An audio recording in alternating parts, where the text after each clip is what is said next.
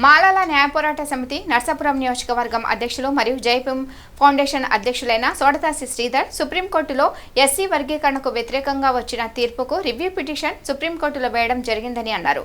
Supreme court న్యాయవాది Bharat P మను Barwala case dairy number 40,361/2024 రావడం జరిగిందని అన్నారు.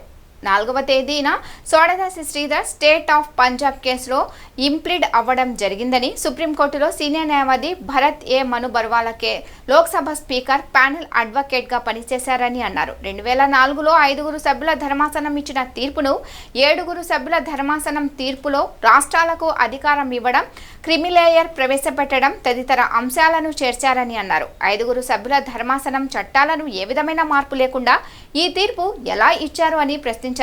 ఉన్న స్థితిని కొనసాగించాలని, వర్గీకరణ చెల్లదని, ఈ తీర్పు చట్టవిరుద్ధమని, చట్టాలు మార్పు చేయాలంటే పార్లమెంట్కు మాత్రమే అధికారం ఉందని, కోర్టులకు లేదని ఈ సందర్భంగా తెలియజేశారు.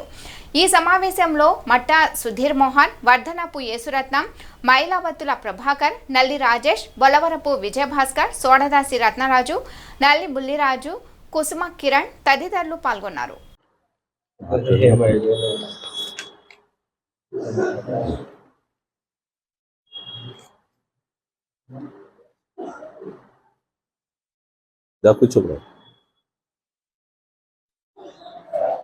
సోడదాసి శ్రీధర్ అడ్వకేట్గా నేను సుప్రీంకోర్టులో ఫిల్ వేయడం జరిగింది.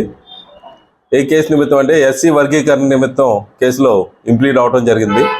2004లో 5 ధర్మాసనం ఇచ్చినటువంటి తీర్పుని ఆగస్టు 1వ తేదీన ఆ తీర్పుని రాష్ట్రాలకు అధికారం ఇస్తూ క్రిమిలేయర్ తీయాలని కొన్ని ప్రతిపాదనలతోటి 7 ధర్మాసనం ఇచ్చినటువంటి తీర్పుని రివ్యూ పిటిషన్ వేయడం జరిగింది.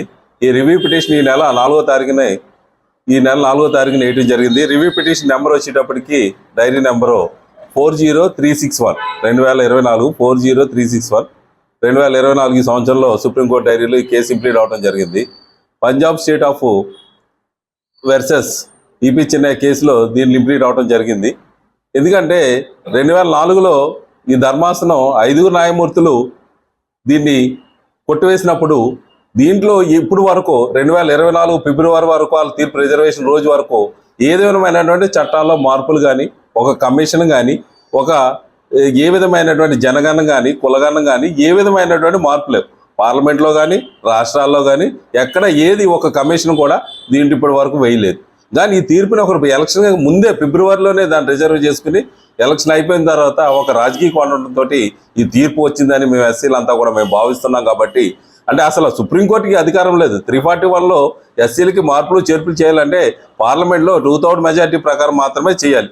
అందువల్ల 5 ధర్మాసనం ఉన్నటువంటి చట్టాలు ఏవైతే ఉన్నాయో ఈ 7 కూడా అదే చట్టాలు ఉన్నాయి. ఈ చట్టాల్లో ఏ విధమైనటువంటి మార్పులు కానీ, ఏ విధమైన కొత్త డేటా కానీ అసలు ఏమీ లేదు. అటువంటి పరిస్థితుల్లో ఈ ధర్మానుష్ఠానం ఓన్లీ రాజకీయ కోణంతో దీన్ని తీసుకుంటడం జరిగింది. కాబట్టి ఈ రివ్యూ పిటిషన్లో మేము ఇంప్లీడ్ అవడం జరిగింది. దేశవ్యాప్తంగా అనేక మంది ఇంప్లిమెంట్ అవ్వడం జరిగింది.